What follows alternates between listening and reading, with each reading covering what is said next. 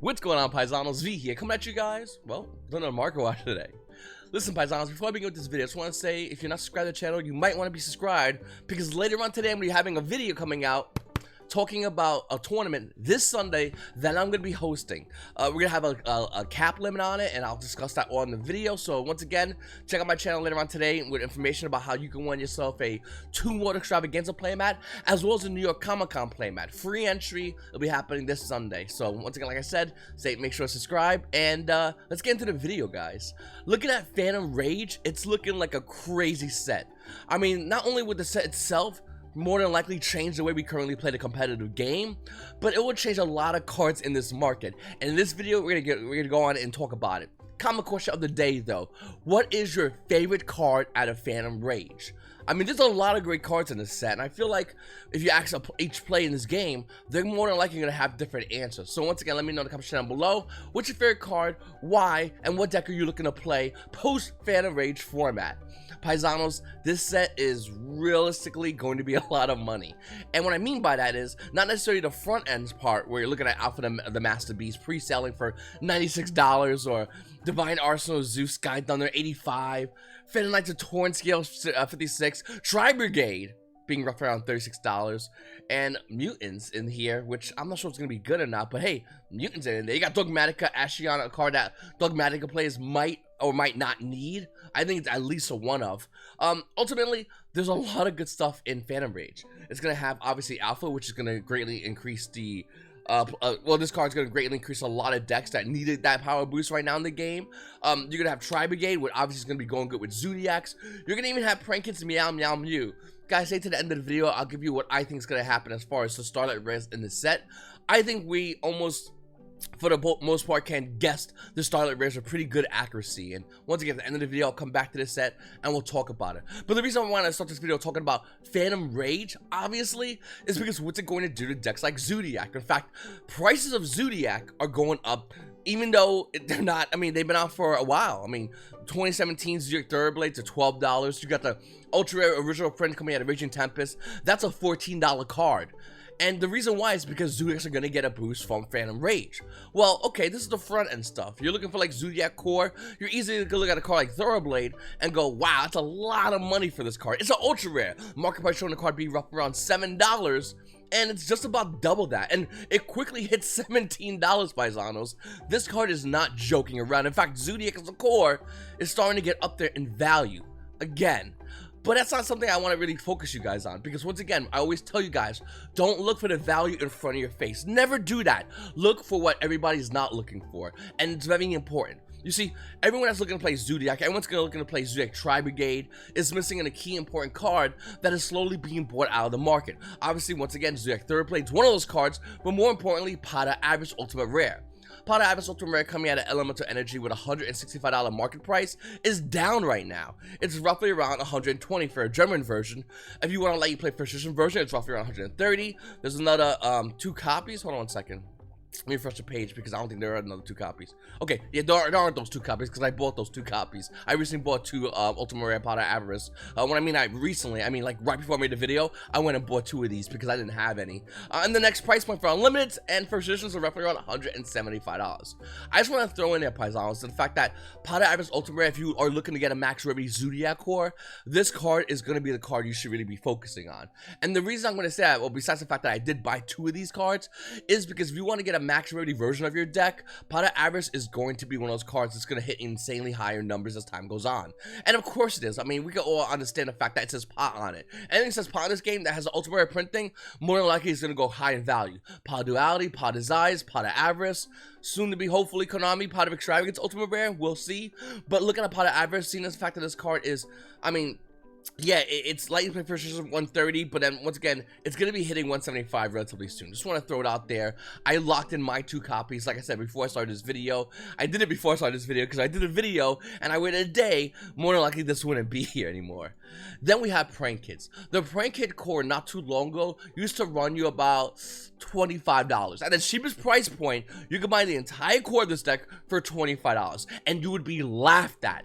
Now look at the Prank Kid core, what with Prank Kid's place being roughly around $18, Dual being almost near $5, Battle Butler being around $3. You're gonna be paying a lot of money for a core that used to be insanely inexpensive. And to be honest with you, if you went to your locals and say, I want to buy a Prank Kid core, they'll probably offer you a deal just to unload it, because Hidden Summoners, for the most part, was not all about Prank Kids. Well, it wasn't until that guy won the YCS. Then we have Prank Kids Meow Meow Mew. The pre-sale price is roughly around $6. I would not recommend you go ahead and buy the pre-sale price. It's a super rare. It's going to be easy for everybody to get. Do not do this yet. I think you're probably, if you want to pay at like day one prices when the set finally comes out on the day one release, you'll probably pay about $2 to $3, nowhere near the $6 price point. And by the way, $2 to $3 is you getting ripped off. I love talking about Max C Paisanos, and I can't help myself. I just really want to focus you guys for a quick second on the fact that this card is so cheap right now. And it's so weird talking about this card being cheap when we're seeing the card in the multiples of hundreds of dollars per copy. Most players are going to be wanting to get 3 of these. And you might go, V, that's a lot of money. No, this is a discounted price point. Let me explain. When Maxi was first hitting the bangers, it was roughly around $55 a copy for each Ultimate Rare. The price has sporadically increased as it became more and more likely to the current competitive TCG Yu-Gi-Oh meta. This card coming off the ban list. Is it off the ban list right now? Nope, it's not. So for a banned card, looking at it with a $375 market price, you're looking at $345. And then after that, there's a Italian version for $350. And then you're looking at $380. But follow me on this little journey, Paisanos. That's one playset. Guy walks in and buys another playset. He's buying, once again, another for $380. Then after that, the next guy's gonna have to buy one copy at $400, then $450. Basically, what I'm trying to show you is the page bombs out near $500. So from $344, we go to $500 within a couple of playsets of sales. And I think that's gonna be happening. I think at minimal, Maxi will be hitting $500. That kind of, V, you sound kind of crazy. It's nutty. Imagine the guy walking up to you when the car was going for $50 and saying this car will one day hit $345. That's kind of nutty, isn't it? But that's the reality of the situation. I think with Maxi and looking at how this card is, I think it's inevitable for the card to come off the ban list. Could it come off at 1 or 2? I think it'll come off at 3. But if it doesn't even come off at 1, can we agree that people are going to be running to buy the max rarity version of Maxi? I think the most important indicator to let us know that this card's gonna be coming off into the TCG ban list, is seeing a reprint come. Hopefully preemptively, but who knows? I know with Harper's Feather Duster, we still haven't had that reprint, but it did come off the ban list, so we can agree on that. And I think we might be getting a reprint of Harper's Feather Duster, more than likely, gonna be happening in the new Maximum Gold set. The question is, will Maxi be there as well? And if that's to be the case, Paisanos, not only am I done and sold on the fact that Maxi Ultimate Rare will become off the ban list, we will now have a date, which would be the December ban list.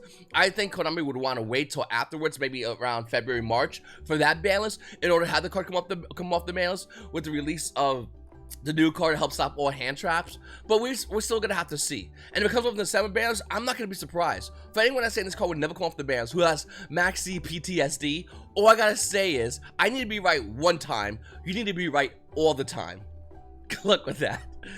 The other day I talked about Speedroid Terratop Ultimate Rare and how it was a pretty decent card in the market and has a potential chance of rising value. Speedroid Takatem board coming out of High Speed Riders is the only printing with a roughly around $4.65 market price, to a name and version being roughly around, well, 7 to 8, and then quickly goes up to 9 to even $10 within all solo print listings. Only one page of TCG player. So if you don't have this card, hey, listen, don't even worry about the OT Takatem boards. I mean, the OT Terratops. Takatem board itself is going to be crazy. So go ahead and grab this card. We don't know if it's going to get a reprint. Hopefully it does. But if it doesn't, this card's going to hit some dumb numbers due to the fact that it's just so scarce in the meta. Let me go back quickly and say one thing about Max C. The current Yu-Gi-Oh landscape is cards that have value within hundreds of dollars. I think the future Yu-Gi-Oh landscape is going to have cards that's going to be more common to be talked about within thousands of dollars. And that's a real big distinction, because at one time, not too long ago, the most expensive card in this game for meta competitive Yu-Gi-Oh players was around 100 and change. Technically, it still is, right? Not really. If you want max rarity, you're looking to play like Starlights, like Triple Tactics Talents, $400. Lightning Storms, $500 to $600. You're looking to pay a lot of money for the best of the best of the best, if you want that. And some players do. And Paisanos, that, $150 card, which is for your max rarity deck, that's gone. That's not longer happening. The new max rarity in this game is in the multiples of hundreds of dollars. And Konami's not dumb. They know this. They know they could offer a high rarity card, $100. There you go for those players who want that. But if you want the prime de prime, the highest of the highest, the creme de la creme, you gotta be paying the most amount of money, Paisanos. And that's where they get you. And as far as get you, I mean, me, for some idiot who will go online and buy Ultimate Rare Pot of Avarice and just go, yep, that's a good card, I'm gonna buy 2 of those. But I think that that's the delineation between a max rarity and a competitive Yu-Gi-Oh player that wants to play at high rarity. We're starting to see that breakaway, Paisanos. But what I'm trying to tell you guys is the fact that decks in this game are getting astronomically higher, despite the fact that you can buy the same exact deck at a lower rarity. If you want the max rarity, you'll be paying a high amount of money. And some Yu-Gi-Oh players might go, well, V, we've had this one before. Yeah, sure, Dragon Rulers. I mean, where decks were like $1,000 because of one card, Mecha Fan and Draco Sack. That's not happening anymore. We're having multiple variations of cards and multiple rarities that are just hard to get. And if they're just hard to get, they're gonna maintain that high price point because you can't get it easily. And for those who do have access to those cards, well, let's be honest with you, a max rarity, beautiful looking deck, win or lose, you're winning in style, Paisanos. I'm just throwing it out there. And if you don't have the money and the funds to get those max rarity decks, no big deal. By fighting those decks, it's a David and Goliath story. There's no losers in that mental game state as far as how the card looks on the board. So it's something that I just really want to emphasize, Paisanos, because this is going to become more and more the norm, where we're looking at cards and decks that, hey, listen, you get a maxi, let's say premium gold, a maximum gold, it'll be like $3, but if you want the Ultimate Rare Maxi coming out of Astro Pack 4, there's a good chance that this card is going to be hitting roughly around $500. You're going to run 3, that's $1,500 in your main deck for a hand trap. That's really good. So I really want to just set you guys up for that, because that is going to be the future of this game. That's the path we're leaning into, and it's going to be the norm to the point where I'm saying this now. Some might agree, some might disagree. I think a lot of Yu-Gi-Oh players are just going to go, yep, that's true. Talonite Ptolemy's Ultimate Rare, we talked about this the other day, $7 market price is slowly rising in value. It's roughly around $17. And that's pretty nutty. But not as nice to realize, for anyone realizing the fact that this isn't even the craziest card. Don't get me wrong, Ptolemy's is a great card. Obviously, Ultimate Rare, yeah, I mean, it's a banned card, and it's hype behind banned cards. That's what we're seeing here with this card, as well as we're seeing with other cards. Well, what about the other cards in this, and for Stellanites, like Deltaros, so the $4 market price, the value unlimited is roughly around $4. If you want a first edition version of the card, it's roughly around $7 for Deltaros. First edition and unlimited. If you want a Constellar Diamond, which is an amazing card with a $9 market price, unlimited copies, $8. You want a first edition copy? It's gonna run you roughly around $10 for Stellanite Constellar Diamond Ultimate Rare. I think these 3 cards are amazing to have. A long time ago, I talked about Ptolemy's, how it was a great card to go in and grab. Obviously, the market responded to that.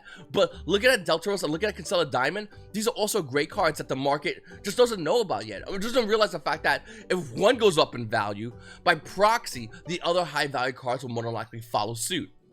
Then we have Ghost Tricks. It's Halloween. Well, it's near Halloween.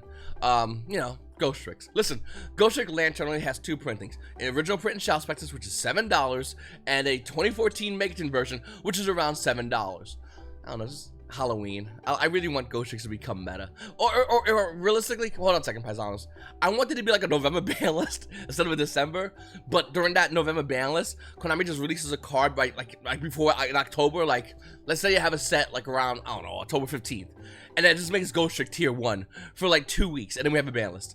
I really want that to happen. It'd be just so cool for Halloween playing a max rarity Ghost Trick deck. And max rarity is a long stretch, but I'm hoping that card becomes hard to get, high in value, so we can have a max rarity Ghost. This is something really nifty, you know what I'm saying, Paisanos? I'm just in the Halloween mood.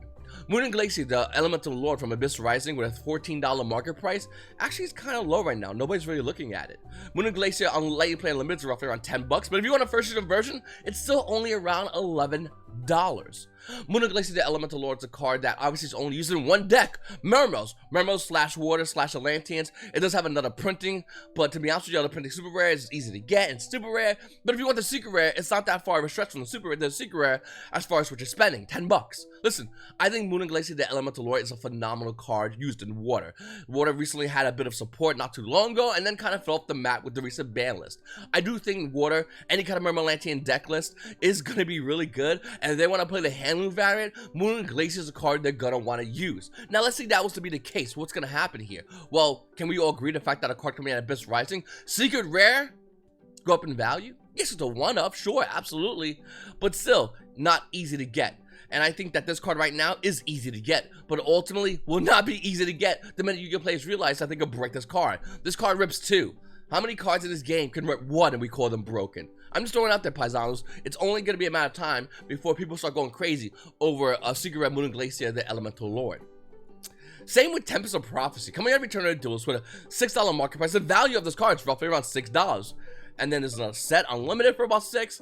And then after that, the card's roughly around $12. So yeah, $6. You go from $6 to $12 within the same breath. Temperance of Prophecy is only realistically used in spellbooks, and I really like spellbooks a lot, and I really want to be Paisano Team Spellbook Seal 6. Listen, the problem with this card is, what annoys me about Temperance of Prophecy is, it's only good for Yu-Gi-Oh players that have nostalgia and want to play in a casual deck. And even in that casual meta, if you're playing max rarity spellbooks, are you really casual, or are you just flexing on the casuals while you're waiting for your next round to begin in your next competitive Yu-Gi-Oh event? I really do like this, and I really do hope to see Konami make some more cards and make spellbooks more better, because I really like the whole tarot card ideology behind spellbooks, and I think it's fun. I think a lot of Yu-Gi-Oh players do as well. So we have to see what happens with this. And one thing, like I said, if Konami makes spellbooks even tier 1.5, tier 2, I know I'm playing them. What about you, Paisano? Then we have Cyblock, a card only coming out of Starstrike Blast. Actually, no, I'm sorry. There's other versions, but if you want the secret version out of Starstrike Blast, currently holding an $8 market price. The card's under right now. Let You Play first seasons are roughly around $6. Quickly goes back up to $8, and Page Bombs out roughly around $9 for Cyblocker. Why is this card important to talk about? Well, this card has had sporadic hype. I'm not even sure if this card realistically saw any play, but this card has had sporadic hype since its release in Starstrike Blast. One of the very few cards out of Starstrike Blast that Yu-Gi-Oh players right out the gate day one were waiting for and excited to get. And when it came out, Yu-Gi-Oh players started playing this card. The price went up crazy high in value. They stopped playing. The price went back down. Not a meta. The price went back up. Stopped playing. Well, didn't even realistically see much play. Went back down. And it's been having a roller coaster ride of value. Cyblock and Secret Red out of Starstrike Blast right now, I'm telling you, is a great card. Nobody's looking at this card. It's insane. And this card is guaranteed to go higher in value. If I was to say a card out of Starstrike Blast would have been value, you would go, yeah, you know, what else is new? They always do. This set, by the way, wasn't even that big of a deal of a set. It was a decent set, but it had so much value way after its release date. I mean, look at it. You got Tuning, Shooting Star Dragon, Skullmeister, Glow Bulb. By the way, Shooting Star Dragon was the hype part of the set. Let's see, Delge was like $8 still. And there's Cyblocker right there. Once again, keep in mind that card. Joel and Lockbird came out of this set. Dimension Ground came out of this set. I would see more support for Carry Crease because back in the day they needed that, I guess. Not really, but sure. Formers Synchron. Vanya's Emptiness was a throwaway card, which is hilarious because now it's currently banned. This was a card you can play open in their pack and to throw away. Later on, this common card became $75. Little fun story about Starship Blast. But basically what I'm trying to say, Paisanos, is the fact that there's good value in this set. And this card, Cyblocker, is a great card that nobody's really looking at right now because they've forgotten about it, because that's how the game works with Yu-Gi-Oh players. We're a player base with amnesia when it comes down to value in the secondary market of cards that used to be really expensive and went away because at that time the hype died out. But hype can always recur. We know this. We talk about this daily. So what I'm trying to tell you right now is, it's an alright card. I would recommend at least getting one of these, if not a playset. Herald of Perfection Ultimate Rare coming out of Shining Darkness with a $39 market price. Well, the unlimited play is roughly around $27. And if you want a first version of Herald, you're looking to pay around $39. Okay, that's kind of near its market price. Why am I talking about Herald? Because Herald, like Cyblocker, has the hype as well. Except the only difference between Herald of Perfection and Cyblocker is this card actually has came into the meta as a tier 1 deck, as a tier 1 contender, and Yu-Gi-Oh plays one crazy. Now, there's different variants of Herald of Perfection. You got Herald of Perfection from Shining Darkness. You also have the gold rarity version of Herald of Perfection, which is a ghost rare, which I'll show you in a second. Which is also, I'll be honest with you, I hate gold rarity. Paisanos, you've been watching this video long enough, you know, or this channel long enough, you know I hate gold rarities. But even the gold rarity is not bad, currently being roughly around $12. This is crazy. A lot of you players don't realize the fact that this ghost rare is $12. Well, They probably realize it by the time they watch this video. I would urge you to come back to this market, and come back to the market and click on Hair Perfection and see what happens. I'm just throwing out there right now that this card is highly undervalued, criminally undervalued, because this card actually sees meta play. Unlike a lot of Ghost Rares who realistically don't see meta play, just throwing it out there, but have high values. Hair Perfection at a Gold Series version is really nice, or the Ultimate version is really nice. And in both situations, I think they're criminally undervalued. You know what was used to be undervalued, Paisanos, that's not anymore? Archlord Christia. I remember when I first started talking about this on this channel about Archlord Christia, and how excited I was to tell you the fact that, hey, listen, I just recently bought a playset of Unlimiteds for like $5. People in the comment section weren't as nice to me about that because they thought I was insane, but Archlord Christia is a really good card that everybody doesn't realize. The fact that it's really hard to find. Card has a version of itself, the highest rare version of itself, coming out of Stardust Overdrive as a secret rare with a $52 market price. Hey, you get a deals on it right now at $48 for Unlimited. For Unlimited, once again, it's a big distinction in value. And then I talked about for a while, once again, how Archlord Christia was a card that was a unicorn if you can find a first edition version. And the reason why I say that, Paisanos, is because if you want first edition versions, they're starting roughly around $250 for a first edition Archlord Christia. What does it do in the meta? Oh, it does nothing. But do you have it? No? Alright, $250. I mean, that's literally how it works with this card. Can you easily get it? No? Okay, it's $250.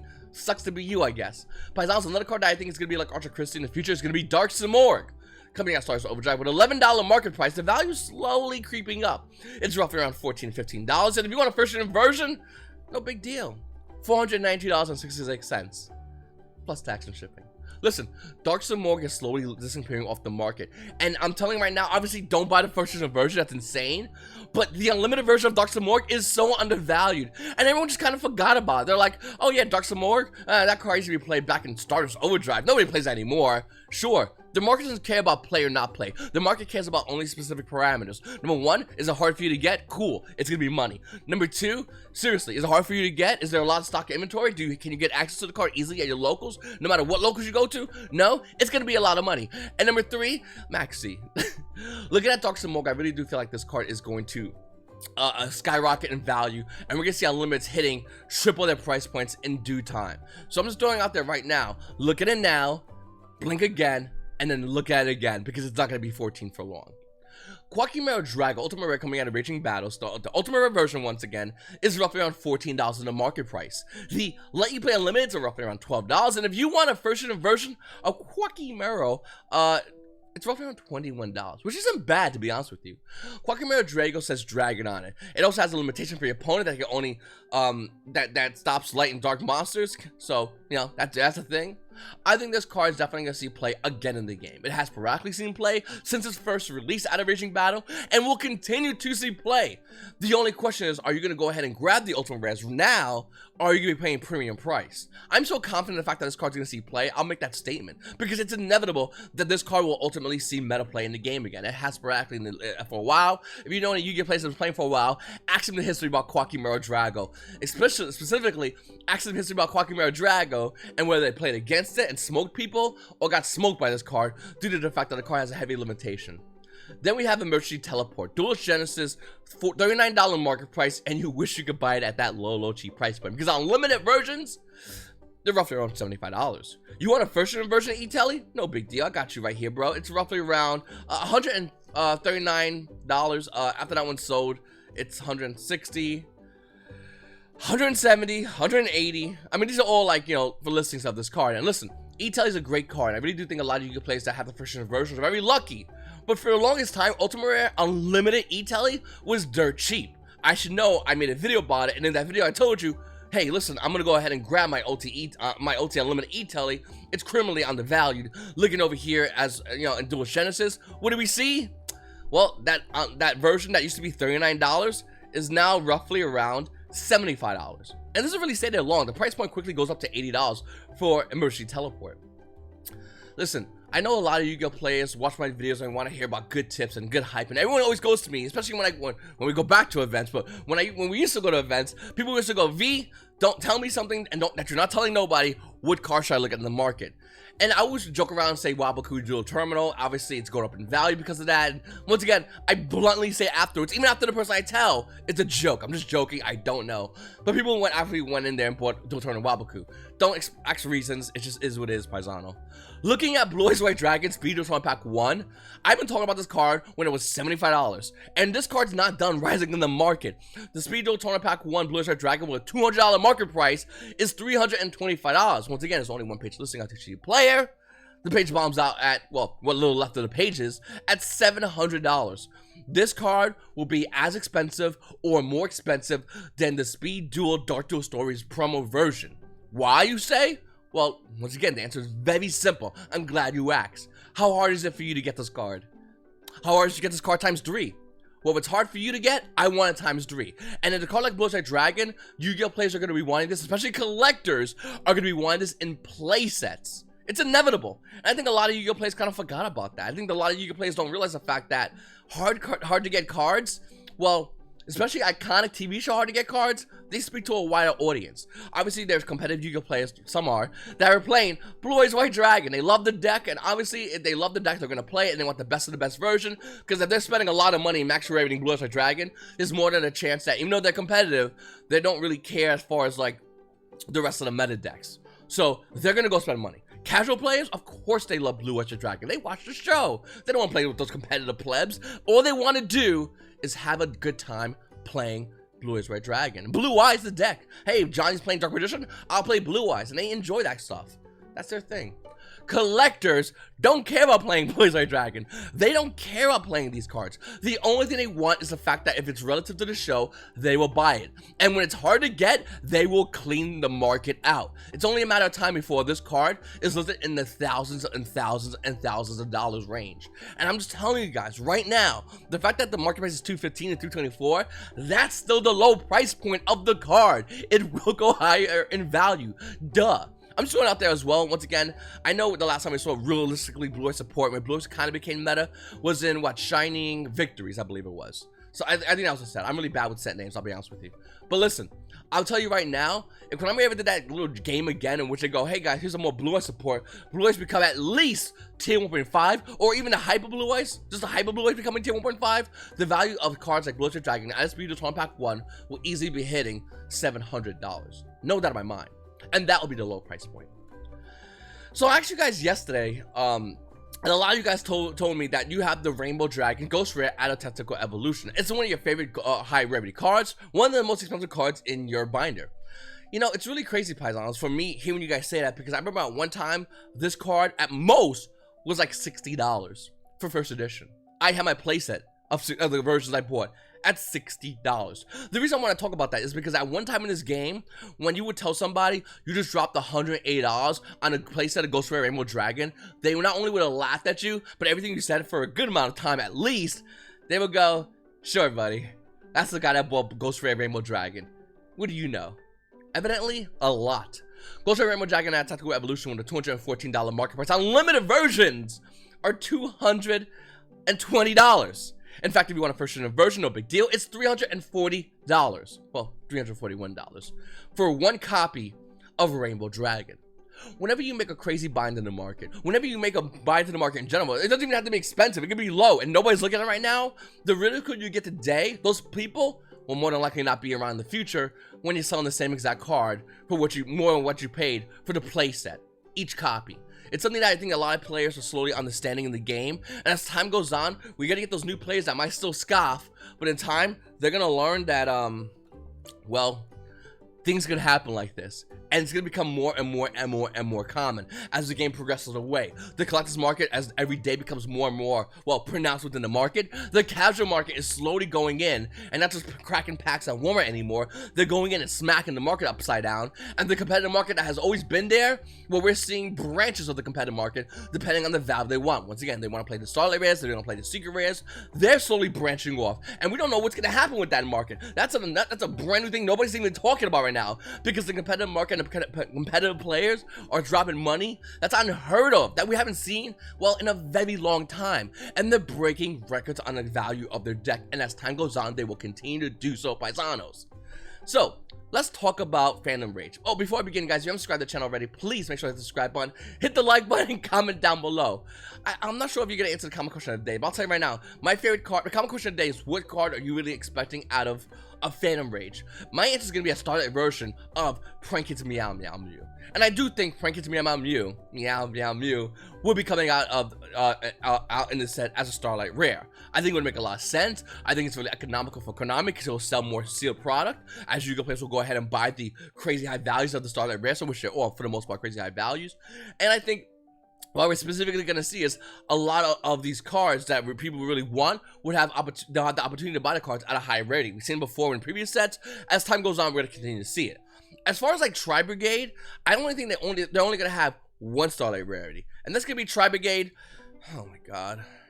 I went 1, 2, 3, 4, 5, 6 letters for one card. Konami, you need to chill out, bro. Tri Brigade, Shuriag, the Ominous Omen. What?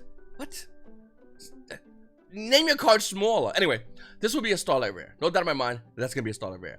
Alpha the Master of the Beast is gonna be a starlight rare. Whoa, wow, who didn't see that coming? Everybody, literally everybody in this planet saw this coming. Everybody in this planet. People that don't play Yu-Gi-Oh! That are in another country, that are like half naked with their dong hanging out, and they have like a little string around it anyway, they know Alpha the Master of the Beast is gonna be starlight rare. Easily. Okay? So we got 1, 2, we got 3. Konami released that other starlight rare for the Charmer starlight rare, so it's 4. I would love to see Dogmatica Ashian be a starlight rare. I don't know if it's going to be. In fact, it'd be really cool to see this card as a starlight rare. The problem is, YGO players will not want, well, they won't want to place of the card. They're more likely to be wanting one. But it would really coincide properly, think about it, because we have Dogmatica Ecclesia as a starlight rare. So if Konami released Phantom Rage and made Ashian a starlight rare, that kind of works actually. I mean, I get granted, if Konami had the opportunity to make multiple starlight rares of a single card, they would probably have done Ecclesia and Fleur de Lis. But since that didn't happen, we can see Ashian as well as Ecclesia be the starlight rares of that set. I think there'll be other ways of Konami reaching out. I think maybe Raiders Knight or Raiders something. One of these Raiders cards, I think they also have opportunity to be starlight rare. And then I don't know, pick one. They'll probably make a mutant card starlight rare. But nobody's gonna care. That it's not that good.